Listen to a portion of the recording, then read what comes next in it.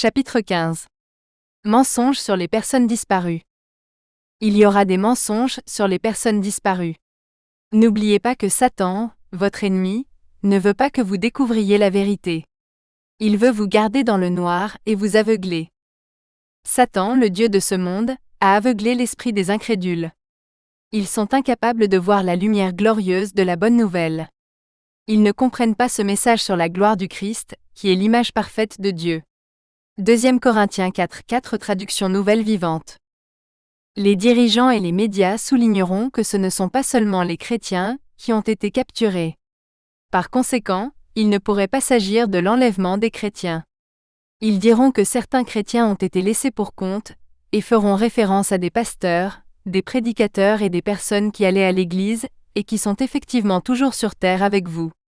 Ne soyez pas surpris de voir certaines de ces personnes, même des dirigeants religieux de haut rang, à la télévision vous dire cela. La vérité clé ici est que ces personnes n'ont pas mis leur foi en Jésus avant l'enlèvement.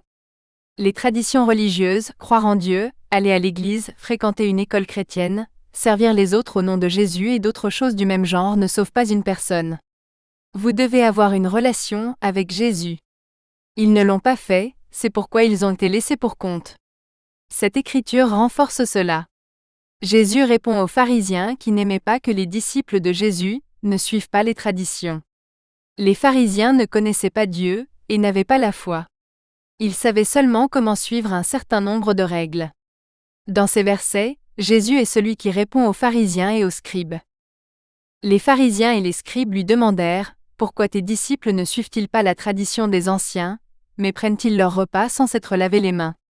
Il leur répondit « Hypocrites, Ésaïe a bien prophétisé sur vous, ainsi qu'il est écrit, « Ce peuple m'honore des lèvres mais son cœur est éloigné de moi. » C'est en vain qu'il m'honore, enseignant des préceptes qui sont des commandements d'hommes.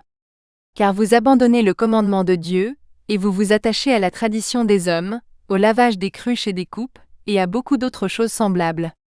Il leur dit, « Vous anéantissez fort bien le commandement de Dieu, pour garder votre tradition. » Marc 7, 5-9. Nous avons déjà vu cette écriture. Jésus est celui qui parle, et dit que beaucoup de gens font des choses en son nom, mais n'ont pas de véritable relation avec lui.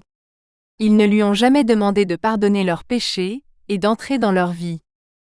Ceux qui me disent Seigneur, Seigneur, n'entreront pas tous dans le royaume des cieux, mais celui-là seul qui fait la volonté de mon Père qui est aux cieux.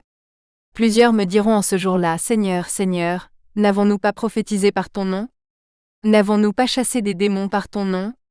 N'avons-nous pas fait beaucoup de miracles par ton nom? Alors je leur dirai, je ne vous ai jamais connus.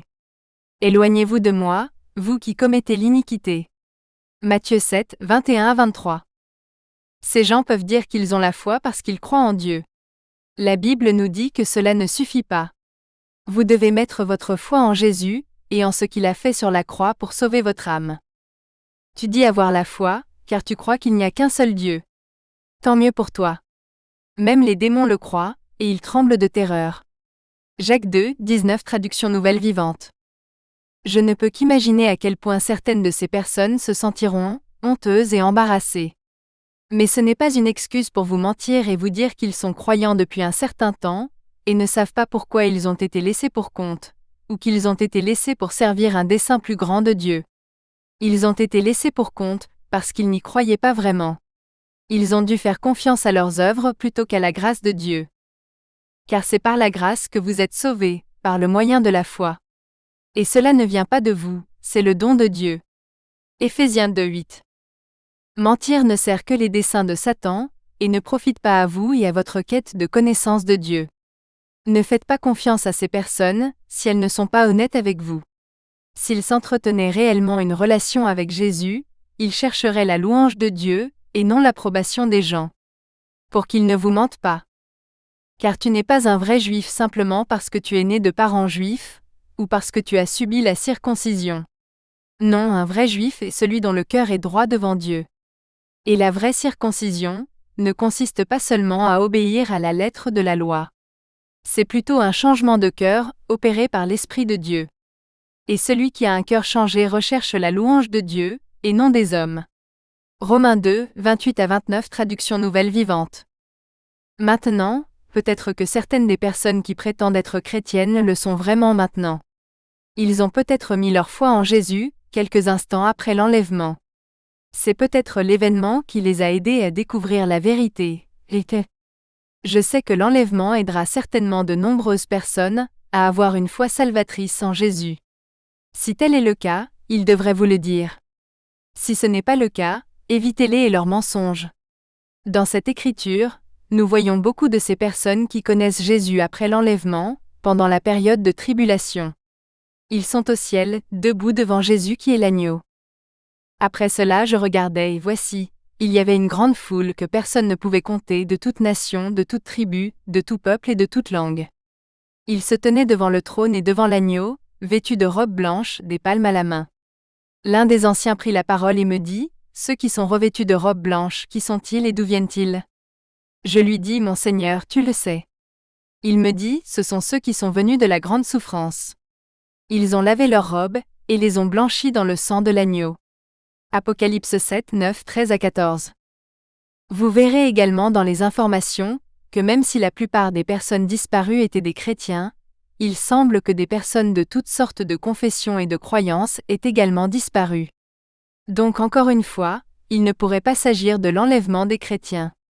N'oubliez pas que les vêtements que les gens portent et les traditions religieuses qu'ils pratiquent ne définissent pas une personne. Dieu regarde le cœur et ce que chacun croit vraiment. Prenons un exemple. Disons qu'une personne vit dans un pays qui persécute les chrétiens. Cette personne a connu Jésus et a mis sa foi en lui. Ils sont sauvés et donc enlevés. Cependant, comme ils vivaient toujours dans ce pays, ils s'habillaient probablement comme tout le monde dans le pays. Ils essaieront de vous dire que ces gens ne croyaient pas ce que croient les chrétiens, et qu'ils ne connaissaient pas Jésus. Le seul qui peut juger la foi d'une personne en Jésus est Dieu parce que Dieu connaît nos cœurs et nos pensées. Toi, Salomon mon fils, connais le Dieu de ton Père, et sers-le d'un cœur intègre et d'un esprit bien disposé. Car l'Éternel sonde tous les cœurs, et pénètre toutes les pensées. Si tu le cherches, tu le trouveras. Mais si tu l'abandonnes, il te rejettera pour toujours. 1 Chroniques 28, 9. Dieu ne regarde pas notre apparence extérieure, lorsqu'il évalue notre foi en Jésus. On voit ici qu'une fois de plus, Dieu regarde le cœur. Lorsqu'ils furent arrivés, il regarda Eliab et dit certainement, loin de l'Éternel et devant lui. Mais l'Éternel dit à Samuel, ne regarde pas son visage, ni la hauteur de sa taille, car je l'ai rejeté. Car je ne vois pas comme l'homme voit. Car l'homme regarde à ce qui frappe les yeux, mais l'Éternel regarde au cœur. 1 Samuel 16, 6 à 7. Ne vous laissez pas tromper par les mensonges que vous entendez sur qui a disparu, ou n'a pas disparu lors de l'enlèvement.